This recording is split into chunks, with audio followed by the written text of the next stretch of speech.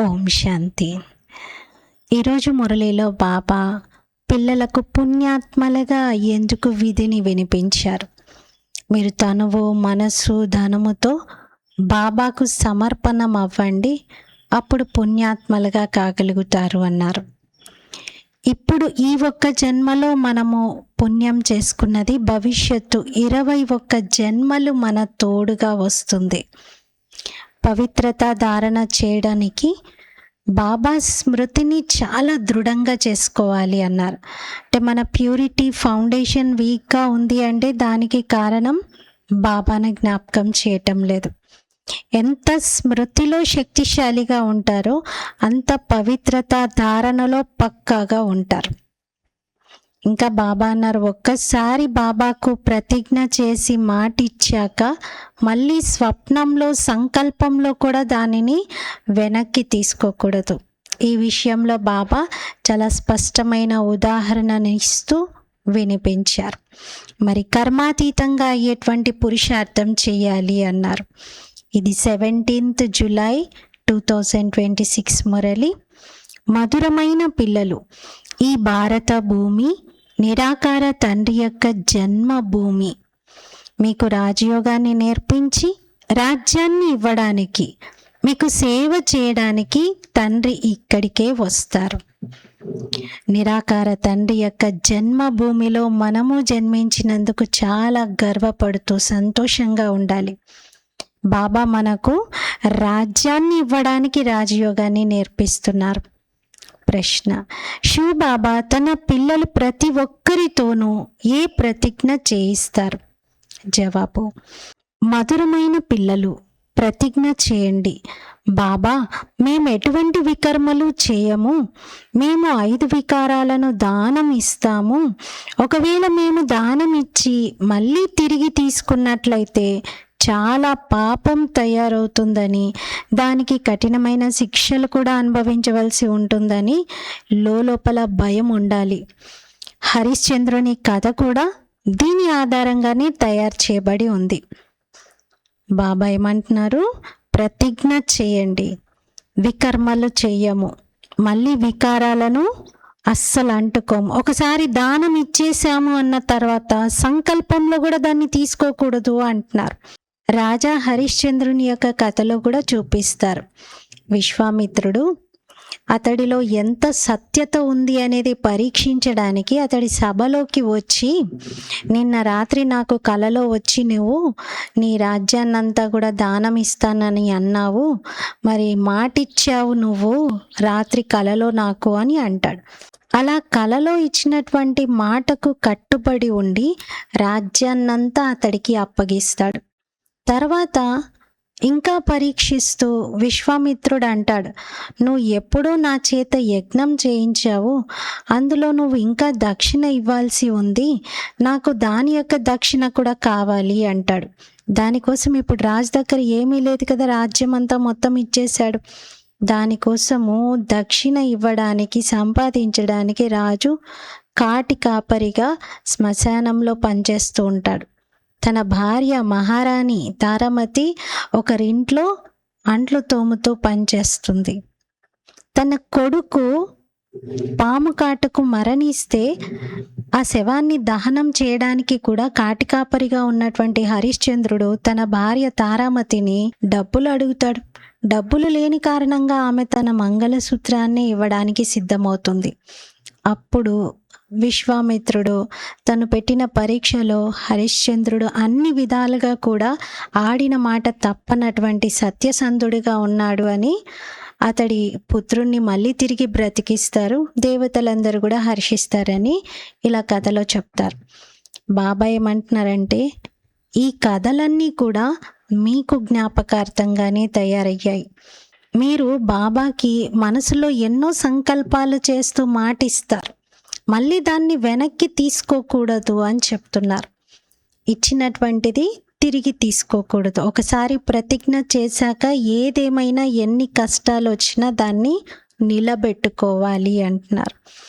ఓం శాంతి. ఇది పిల్లల యొక్క గాడ్లీ స్టూడెంట్ లైఫ్, అంటే ఈశ్వరీయ విద్యార్థి జీవితం. మేము తండ్రి వద్దకు వచ్చామని పిల్లలకు తెలుసు. వారే వచ్చి కల్పకల్పం భారతవాసీ పిల్లలకు రాజ్య భాగ్యాన్ని ఇస్తారు. వారు భారత్లోనే వస్తారు కదా. ఇది భారత భూమి. తమ మాతృభూమి పట్ల చాలా ప్రేమ, గౌరవం ఉంటుంది. ఒకవేళ విదేశాలకు చెందిన గొప్ప వ్యక్తి ఎవరైనా ఇక్కడ మరణిస్తే వారిని తిరిగి విదేశాలకు తీసుకువెళ్తారు. అలాగే ఇక్కడి గొప్ప వ్యక్తి ఎవరైనా విదేశాలలో మరణిస్తే వారిని ఇక్కడికి తిరిగి తీసుకొని వస్తారు. మాతృభూమి పట్ల గౌరవం ఉంటుంది. భారత్ను భగవంతుని జన్మభూమి అని అంటారు. ఎవరినైతే భగవంతుడు లేక అల్లా, పరమాత్మ అని అంటారో ఇప్పుడు మీరు వారి ఎదురుగా కూర్చున్నారని మీకు తెలుసు. వారికి పేరైతే తప్పకుండా ఉండాలి కదా. అల్లా అని అన్నా కూడా లింగాన్ని పూజిస్తారు. ఈశ్వరుడు లేక ఖుదా అని అంటున్నప్పుడు తప్పకుండా వారి గుర్తులు కావాలి కదా. లింగాన్ని అన్ని చోట్ల పూజిస్తారు. ఈ రోజుల్లో చిత్రాలలో కూడా దేవతల ఎదురుగా పరంపిత పరమాత్ముని చిత్రమైన లింగాన్ని చూపిస్తారు. వారు అందరికన్నా ఉన్నతమైనటువంటి వారు. వారికి తమదంటూ శరీరము లేదు. అందుకే వారిని నిరాకారుడని అంటారు. వారు సాకారుడేమీ కాదు. మనం శిక్షణ తీసుకోవడానికి కల్పకల్పం వారి ముందు హాజరవుతాం. భగవాను వాచాన్ని అన్నప్పుడు తప్పకుండా రాజయోగాన్ని వారు నేర్పిస్తూ ఉండవచ్చు. విద్యార్థులకు రాజయోగాన్ని నేర్పించారు. దీంతో వారు రాజా రాణులుగా అయ్యారు. యుద్ధం మొదలైన వాటి విషయమైతే ఏమీ లేదు. ఈ లక్ష్మీనారాయణలు మొదలైన వారు రాజ్యాధికారాన్ని యుద్ధం చేసేమీ పొందలేదు. వారు సత్యయుగ రాజ్యాన్ని ఎలా పొందారు అనేది ప్రపంచానికి అసలు తెలియదు. మనం తండ్రి నుండి రాజ్యాన్ని తీసుకుంటున్నామని, మనం వారి సన్ముఖంగా కూర్చున్నామని మనకే తెలుసు.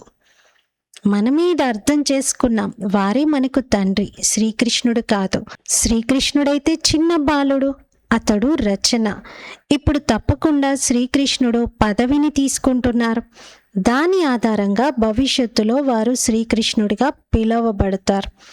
ఇదంతా చదువుకు సంబంధించిన విషయం. తండ్రి మనకు రాజయోగాన్ని నేర్పిస్తారని మీకు తెలుసు. ఎలాగైతే మనుషులను బ్యారిస్టర్, ఇంజనీర్ మొదలైన వారిగా తయారు చేస్తారు, అక్కడ వారు మనుషులే కదా. మనం కూడా మనుషులమే, కానీ మనం పతితంగా ఉన్నామని మీకు తెలుసు. ఇప్పుడు తండ్రి పావనంగా కూడా తయారు చేస్తారు, మరియు మనకు వారసత్వాన్ని కూడా ఇస్తారు. కొత్త ప్రపంచమే పావన ప్రపంచంగా ఉంటుంది. కొత్త ప్రపంచంలోనే రాజ్యం ఉంటుంది. ఇప్పుడు మీరు తండ్రి సన్ముఖంగా కూర్చున్నారు. ఎలాగైతే లౌకిక తండ్రి కూర్చొని పిల్లలకు ప్రేమగా అర్థం చేయిస్తారో అలా వీరు విచిత్రుడైన పారలౌకిక తండ్రి. వీరి కోసమే త్వమేవ మాతాశ్చ పిత త్వమేవ బంధుస్సఖ అంటూ మహిమ చేస్తారు. ఎవరినైతే మనం భక్తి మార్గంలో మహిమ చేశామో వారు తమ పాత్రను అభినయిస్తున్నారని ఈ సమయంలో మీకు తెలుసు. మేము శివబాబా వద్దకు వచ్చామని మీరు అంటారు. లెటర్స్ కూడా శివబాబా కేర్ ఆఫ్ బ్రహ్మ అని రాసి పంపిస్తారు. మీరు ఎవరికైనా పోస్టును చూపించినట్లయితే ఆశ్చర్యపోతారు. శివబాబా కేర్ ఆఫ్ బ్రహ్మ అని ఎప్పుడు వినలేదే అని అంటారు. శివబాబా బ్రహ్మలోకి వచ్చి విష్ణుపురిని స్థాపన చేస్తున్నారు. వారు ఎదురుగా నిలబడి ఉన్నారు. పైన శివబాబా ఉన్నారు. శివబాబా బ్రహ్మ ద్వారా స్థాపన చేశారు. ఇప్పుడు మళ్ళీ చేస్తున్నారు. ఇది ప్రవృత్తి మార్గము. లౌకిక విద్యలో కూడా బ్యారిస్టర్ చదువుతున్నప్పుడు స్త్రీ పురుషులు ఇరువురు చదువుకుంటారు. స్త్రీలు కూడా జడ్జిగా, బ్యారిస్టర్గా, డాక్టర్గా మొదలైన ఉన్నతమైన హోదాల్లో ఉన్నారు. ఇది కూడా ప్రవృత్తి మార్గమే. సన్యాసులది నివృత్తి మార్గము. అది వేరు. ఒకవేళ శంకరాచార్యుడు రాకపోయి ఉంటే పవిత్రత యొక్క అంశం మిగిలేది కాదని, భారత్ పూర్తిగా కాలిపోయి ఉండేదని ఇది కూడా బాబా అర్థం చేయించారు. సన్యాసులు తమ పవిత్రత శక్తితో ఈ భూమిని నిలపగలిగారు. భారత్ను నిలబెట్టేందుకని ఈ విధంగా నిశ్చితమై ఉంది. భారత భూమి పవిత్ర భూమి. ఈ భూమిలో పవిత్రత ధారణ కొద్ది మంది చేస్తూ ఉన్న ఈ భూమి నిలకడగా ఉంటుంది, నిలుస్తుంది. కానీ అస్సలు కంప్లీట్గా అపవిత్రత ఉంటే ఈ భూమి నిలవదు. అందుకే సన్యాసులు తమ పవిత్రత శక్తిని భూమికి అందించారు అని బాబా అంటారు. ఇప్పుడు భారత్ ఎంత నిరుపేదగా ఉంది. బంగారు లంక సముద్ర గర్భంలోకి వెళ్ళిపోయిందని అంటారు. ఇప్పుడు లంక అయితే బంగారంతో తయారు చేయబడి ఉండదు. ఈ కథలన్నీ కూర్చొని రాశారు. వీటి వల్ల లాభం ఏమీ లేదు. తప్పకుండా బాబా మనల్ని పూర్తి సహజమైన స్మృతి యొక్క బలంతో ఎంత ఉన్నతంగా తయారు చేస్తున్నారనేది పిల్లలైన మీకు తెలుసు. బాబా ప్రతిజ్ఞను చేస్తున్నారు. ఒకవేళ నిరంతరం స్మృతి చేసే పురుషార్థాన్ని చేసినట్లయితే, బాబా చేస్తున్న ప్రతిజ్ఞ ఇది, ఒకవేళ మీరు నిరంతరం నన్ను స్మృతి చేసే పురుషార్థం చేస్తే మీ వికర్మలన్నీ వినాశనం చేస్తాను. భక్తి మార్గంలో కూడా స్మృతి చేసే పురుషార్థం చేశారు కదా. ఎందుకు స్మృతి చేశారు? ఎందుకు చేస్తారు భగవంతుని జ్ఞాపకం? మాకు రాజ్యాధికారం లభించాలని, లేదా నరుడి నుండి నారాయణుడిగా అవ్వాలని, ఇలాంటి లక్ష్యమైతే అప్పుడేం పెట్టుకోలేదు కదా. ఇలా స్మృతి ఎవరు చెయ్యరు. మాకు సాక్షాత్కారం కలగాలి అని స్మృతి చేస్తారు. అంతేగాని కృష్ణపురిలోకి వెళ్ళాలి, మేము రాజ్యం చెయ్యాలి, ఇలాంటి ఆశ ఏమీ ఆ సమయంలో ఉండేది కాదు. మనుషుల నుండి దేవతలుగా తయారు చేయడానికి భగవంతునికి ఎంతో సమయం పట్టదు. ఇది మహిమ చేయబడింది. భగవంతుడికి క్షణకాలం కూడా పట్టదు అంటారు. తప్పకుండా కలియుగం తర్వాత సత్యయుగం వస్తుందని మీరు చూస్తారు. కలియుగంలో ఎంతమంది మనుషులు ఉన్నారు? సత్యయుగంలో ఒకే ధర్మం ఉంటుంది. ఇప్పుడు మీకు ఆత్మ మరియు పరమాత్మల జ్ఞానం కూడా లభించింది. ఆత్మజ్ఞానం ఉన్న మనుష్యులు ప్రపంచంలో ఒక్కరు కూడా లేరు. ఆత్మలో 84 జన్మల పాత్ర ఎలా నిశ్చితమై ఉంది అనేది ఎవరికీ తెలియదు. ఈ మాటలు కూడా ఎప్పుడు ఎవరి నుండి వినలేదు. తండ్రైతే జ్ఞానసాగరుడు, పతిత పావనుడు, నిరాకారుడు. మన ఆత్మ ఇప్పుడు పాపాత్మ నుండి పుణ్యాత్మగా అవుతూ ఉందని మీకు తెలుసు. సత్యయుగంలోనైతే అందరూ పుణ్యాత్ములే. ఇక్కడ పాపాత్ములు ఉన్నారు. చాలా దాన పుణ్యాలు చేసేవారిని పుణ్యాత్ములని అంటారని కాదు. దాన పుణ్యాలు ఎక్కువగా చేస్తే పుణ్యాత్ములేమీ కాదంటున్నారు. అలా కాదు, పుణ్యాత్ములు సత్యయుగంలో ఉంటారు. ఇక్కడ మనుషులు ఎవరైతే దాన పుణ్యాలు చేస్తారో వారిని పుణ్యాత్ములుగా భావిస్తారు. అంటే ఎక్కువగా దానం అనే శబ్దం పక్కనే పుణ్యం అనేది కూడా జోడిస్తారు. దాన పుణ్యాలు అంటారు. అంటే దానంతోనే పుణ్యము, దానం ఎక్కువ చేసేవారు పుణ్యాత్ములు అని అనుకుంటారు. కానీ వాస్తవంగా భగవంతుడి దృష్టిలో పుణ్యము అంటే సంపూర్ణ పావనంగా అవ్వటం, సంపూర్ణంగా బలిహారం అవ్వటం. తనువు మనస్సు ధనములతో ఎవరైతే భగవంతుడి ముందు అర్పణమవుతారో వారు చాలా గొప్ప పుణ్యం చేసినట్టు. అక్కడ మీకు దాన పుణ్యాలు మొదలైనవి చేయవలసిన అవసరం ఉండదు. అక్కడ అసలు ఎవరు పేదవారిగా ఉండరు. అక్కడ మీరు సదా పుణ్యాత్ములుగానే ఉంటారు. మీరు మీ తనువు మనస్సు ధనము సర్వస్వము అనంతమైన తండ్రి కోసమని ఇస్తారు. దీనిని బలిహారం అవ్వడం అని అంటారు. బాబా అంటారు, ముందు నేను బలిహారం అవుతానా లేక మీరా? మీరు నా పైన బలిహారం అవుతున్నారా లేదా నేను మీ పైన బలిహారం అవుతున్నానా? బాబా అంటారు, ముందు మీరు బలిహారం అవుతారు. ఈ ఒక్క జన్మలో మీరు నా పైన బలిహారం అవుతే నేను మీ పైన 21 జన్మలు బలిహారం అవుతానని అంటారు. ఈ విషయాలను ఇప్పుడు మీరు మంచి రీతిలో అర్థం చేసుకుంటారు. డైరెక్ట్గా వింటారు. ఇంట్లో ఉన్నా కూడా అక్కడికి మురళి అందుతుంది. అంటే దూరం నుండి వింటారు. ఇప్పుడైతే తండ్రి సన్ముఖంగా కూర్చున్నారు. బాబా అంటారు, పిల్లలు నేను మీకు తండ్రిని కూడా. ఇక్కడ అంధవిశ్వాసం యొక్క విషయం ఏమీ లేదు. బాబా తండ్రి, టీచర్, అలాగే సద్గురువు కూడా. తండ్రికి చెందిన వారిగా అవడంతో వారు శిక్షణను ఇస్తారు. మీ బుద్ధిలో ఇప్పుడు జ్ఞానమంతా ఉంది. 84 జన్మల చక్రం కూడా మీకు అర్థం చేయించడం జరుగుతుంది. ఎవరైతే 84 జన్మలు తీసుకునే వారిగా ఉండరో వారు అర్థం కూడా చేసుకోరు. తప్పకుండా మేము 84 జన్మల చక్రంలో ఇప్పుడు తిరిగి వెళ్తామని మీరు అర్థం చేసుకుంటారు. బాబా అంటారు, ఆత్మలైన మీరు అశరీరీగా వచ్చారు, మళ్ళీ అశరీరీగా అయి తిరిగి వెళ్ళాలి. మీరు పవిత్రాత్మలుగా అయి వెళ్తారు. పవిత్రంగా అవ్వడం కోసం మీరు పురుషార్థం చేస్తున్నారు. యోగ బలంతో అనగా స్మృతి బలంతో మీరు పవిత్రంగా అయిపోతారు. యోగం అనే పదము శాస్త్రాలకి సంబంధించినది. రైట్ పదం ఏంటి అంటే స్మృతి. పత్నికి పతి యొక్క స్మృతి మరియు పతికి పత్ని యొక్క స్మృతి ఉంటుంది కదా. యోగం యొక్క అర్థమే స్మృతి. తండ్రి కూడా అంటారు, నన్ను ఒక్కరినే స్మృతి చెయ్యండి. ఇతర సాంగత్యాల నుండి బుద్ధి యోగాన్ని తెంచి తండ్రినైనా నాతో బుద్ధి యోగాన్ని జోడించండి. స్మృతి చేయండి. ఎంతగా స్మృతి చేస్తారో అంతగా మీ వికర్మలు వినాశనం అవుతాయి. తప్పకుండా భారత్కు కల్పకల్పము వారసత్వం లభిస్తుంది. శివ జయంతి కూడా ప్రసిద్ధమైనది. ఎలాగైతే బుద్ధుడు, క్రైస్తు మొదలైన వారికి జయంతులు ఉంటాయో అలాగే నిరాకార శివుడికి కూడా జయంతి ఉంటుంది. వారు ఉన్నతోన్నతమైన వారు. కృష్ణ జయంతి కూడా ప్రసిద్ధమైనదే. కానీ వారు వచ్చి ఏం చేస్తారనేది ఎవ్వరికీ తెలియదు. శ్రీకృష్ణుడు సత్యయుగ రాజకుమారుడిగా ఉండేవారు. సత్యయుగ రాకుమారుడిగా అవ్వడం కోసం వారికి తప్పకుండా గత జన్మలో జ్ఞానం నేర్పించి ఉంటారు కదా పరమాత్ముడు. తప్పకుండా ఎవరో అలాంటి కర్మలు నేర్పించి ఉంటేనే శ్రీకృష్ణుడు అంత ఉన్నతమైన పదవిని పొందుతారు. చిన్న పిల్లలైతే ఎలాగో పవిత్రంగానే ఉంటారు. అక్కడ వికారాల విషయం ఏమీ ఉండదు. పిల్లలు శుద్ధంగా ఉంటారు. భగవంతుడు ఒక్కరే, వారి నిరాకారుడు, గాడ్ ఈజ్ వన్ అంటారు. మిగిలిన వారంతా భగవంతుడి యొక్క రచన నుండి రచనకు ఎప్పుడూ వారసత్వం లభించదు.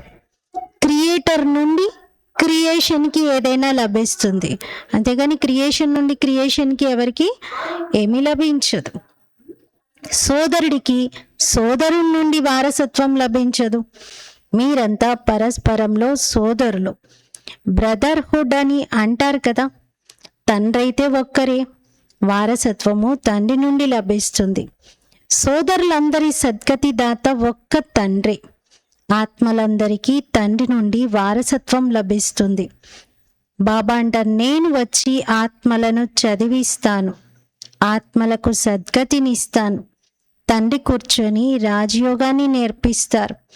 ఈ చదువుకు సంబంధించిన పదవిని మీరిక్కడ పొందరు. ఇక్కడైతే ఇప్పుడు చదువుకోగానే కొన్ని రోజుల్లోనే ఆ పదవిలో పిల్లలు సెట్ అయిపోతారు, బ్యారిస్టర్గా, ఇంజనీర్గా, డాక్టర్గా. కానీ మనం ఇక్కడ చదువుకుంటున్నాము, దీని పదవిని నెక్స్ట్ జన్మలో పొందుతాం.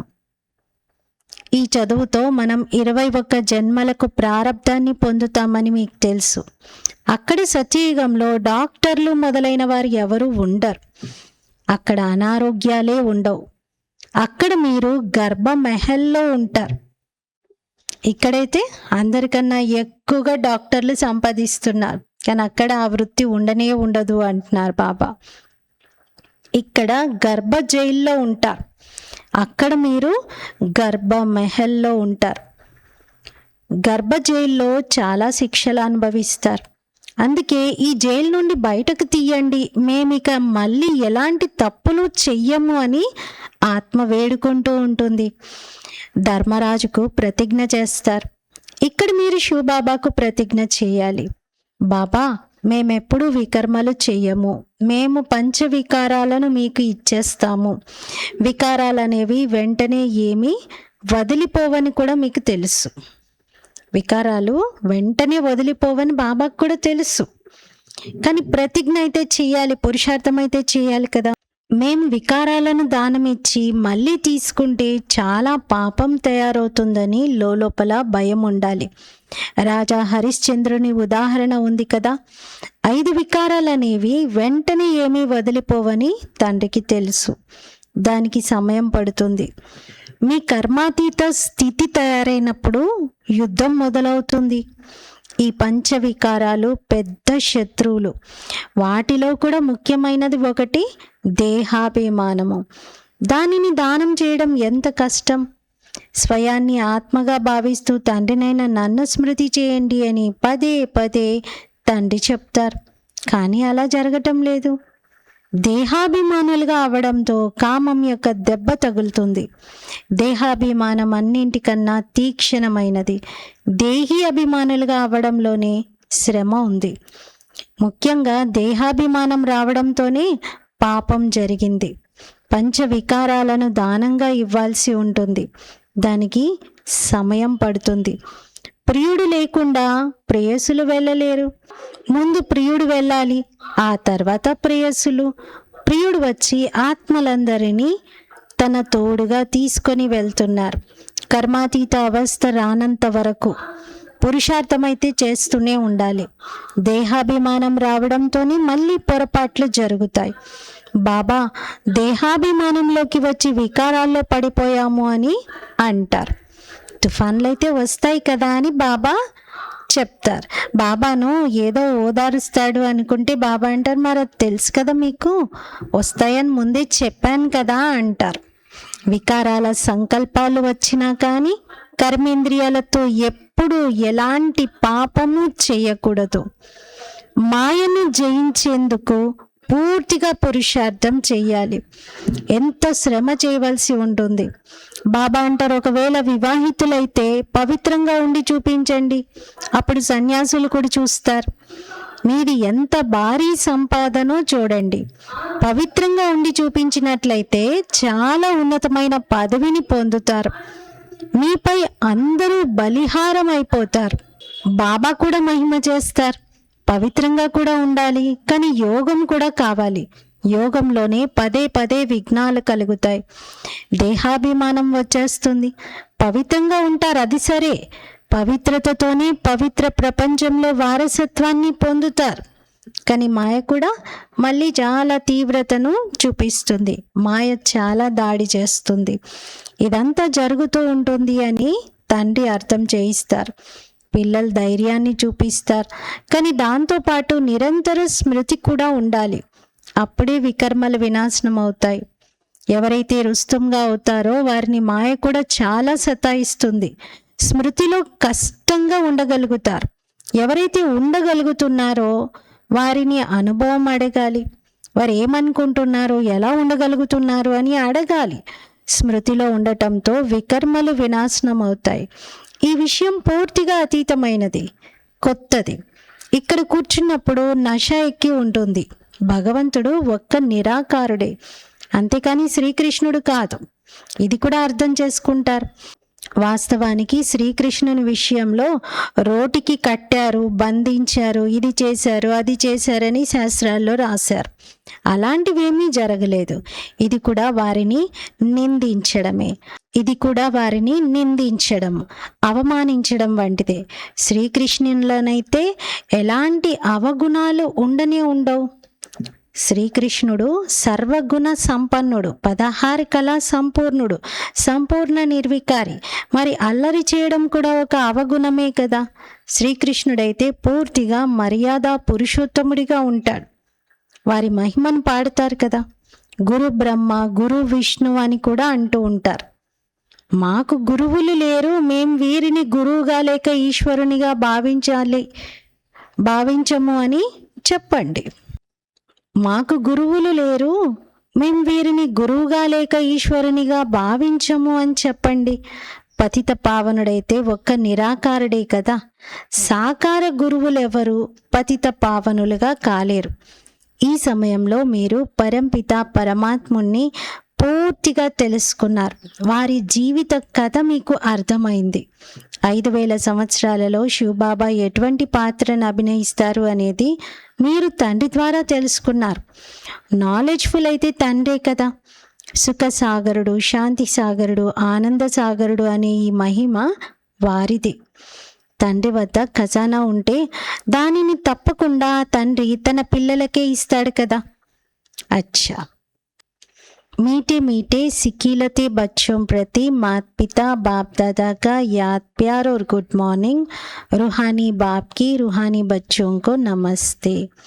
हम रूहानी बच्चों की रूहानी बाप दादा को याद प्यार गुड मॉर्निंग और नमस्ते। मेरा बाबा मीठा बाबा प्यारा बाबा शुक्रिया बाबा। ధారణ కొరకు ముఖ్య సారము ఫస్ట్ పాయింట్, కర్మాతీత స్థితిని ప్రాప్తించుకునేందుకు ఈ కర్మేంద్రియాలతో ఎలాంటి పొరపాట్లు చేయకూడదు. పవిత్రంగా ఉండడంతో పాటుగా స్మృతిలో కూడా దృఢంగా అవ్వాలి. సెకండ్ పాయింట్, సదా పుణ్యాత్ములుగా అయ్యేందుకు తనువు మనస్సు ధనములతో తండ్రిపై బలిహారం అవ్వాలి. ఒక్కసారి బలిహారం అయినట్లయితే 21 జన్మల కోసం పుణ్యాత్ములుగా అయిపోతారు. వరదానం, సహజ యోగాన్ని నేచర్ మరియు న్యాచురల్గా చేసుకునే ప్రతి సబ్జెక్టులోనూ పర్ఫెక్ట్ భవ. సహజ యోగాన్ని తన స్వభావంగా మరియు స్వాభావికంగా చేసుకునే ప్రతి సబ్జెక్టులోనూ పర్ఫెక్ట్ భవ. పర్ఫెక్ట్ అంటే అత్యద్భుతంగా, మంచిగా, ఖచ్చితంగా ఉండేటువంటి వారు అని అర్థం. వివరణ, ఎలాగైతే మీరు బాబాకు పిల్లలో అందులో ఎలాంటి పర్సంటేజ్ అనేది లేదో అలా నిరంతర సహజ యోగులుగా లేక యోగులుగా అయ్యే స్థితిలో ఇప్పుడు పర్సంటేజ్ అనేది అంతమైపోవాలి. అది న్యాచురల్గా అంటే సహజ సిద్ధంగా అయిపోవాలి మరియు స్వభావంగా అయిపోవాలి. ఏ విధంగా కొందరికి విశేషమైన స్వభావం ఉంటుంది, ఆ స్వభావానికి వశమై వద్దనుకుంటున్నా కూడా అదే విధంగా వ్యవహరిస్తూ ఉంటారు. అలా ఇది కూడా స్వభావంగా అయిపోవాలి. ఏం చేయను, ఎలా యోగం జోడించను అనే ఈ విషయాలన్నీ అంతమైపోవాలి. ఇప్పుడు ప్రతి సబ్జెక్టులోనూ పర్ఫెక్ట్గా అయిపోవాలి. పర్ఫెక్ట్ అనగా ఎఫెక్ట్ మరియు డిఫెక్ట్ నుండి దూరంగా ఉండటం. అన్ని రకాల ఎఫెక్ట్స్ డిఫెక్ట్స్ నుండి అతీతంగా అయిపోవాలి. స్లోగన్, సహించుకోవడం చెయ్యాల్సి వస్తే సంతోషంగా సహించుకోండి, అంతేగాని తప్పదన్నట్లుగా సహించుకోవటం కాదు. సహనం అని దేన్నంటారు? సంతోషంగా స్వయిచ్ఛతో ఒక పరివర్తనను తీసుకొచ్చినప్పుడు. అది అసహనంగా తప్పదన్నట్టుగా సహించుకొని 10 మందికి నేను ఇంత సహించుకున్నాను, నేను ఇంత చేశాను అని వర్ణించుకునే అవసరం ఏర్పడకూడదు. సంతోషంగా సహించుకోవాలి, అంటే సంతోషంగా దాన్ని దాటేయాలి. అవ్యక్త ప్రేరణలు, జ్వాలా స్వరూప స్థితిలో ఉంటూ శక్తిశాలి స్మృతిని అనుభవం చేయండి. శక్తిశాలి యోగం అనగా తపన అనే అగ్ని. జ్వాలారూపపు స్మృతియే భ్రష్టాచారము, అత్యాచారం అనే అగ్నిని సమాప్తం చేస్తుంది మరియు సర్వాత్మలకు సహయోగాన్ని ఇస్తుంది. దాని ద్వారానే అనంతమైన వైరాగ్య వృత్తి ప్రజ్వలితమవుతుంది. స్మృతి అనే అగ్ని ఒకవైపు ఆ అగ్నిని సమాప్తం చేస్తుంది, మరొక వైపు ఆత్మలకు పరమాత్ముని సందేశము, శీతల స్వరూపం యొక్క అనుభూతిని కూడా చేయిస్తుంది. దీని ద్వారానే ఆత్మల పాపాల అగ్ని నుండి ఆత్మలంతా పాపాల అగ్ని నుండి విముక్తులవ్వగలుగుతారు. దీని ద్వారానే ఆత్మలు పాపాల అగ్ని నుండి విముక్తులవ్వగలుగుతారు. ఈరోజు స్వమానము, నేను అన్ని సబ్జెక్టులలోనూ పర్ఫెక్ట్గా ఉండే ఆత్మను. నేను అన్ని సబ్జెక్టులలోనూ పర్ఫెక్ట్గా ఉండే ఆత్మను. పర్ఫెక్ట్ అంటే ఇంకా సంపన్నంగా సంపూర్ణంగా ఉండేటువంటి ఆత్మను అని అర్థం.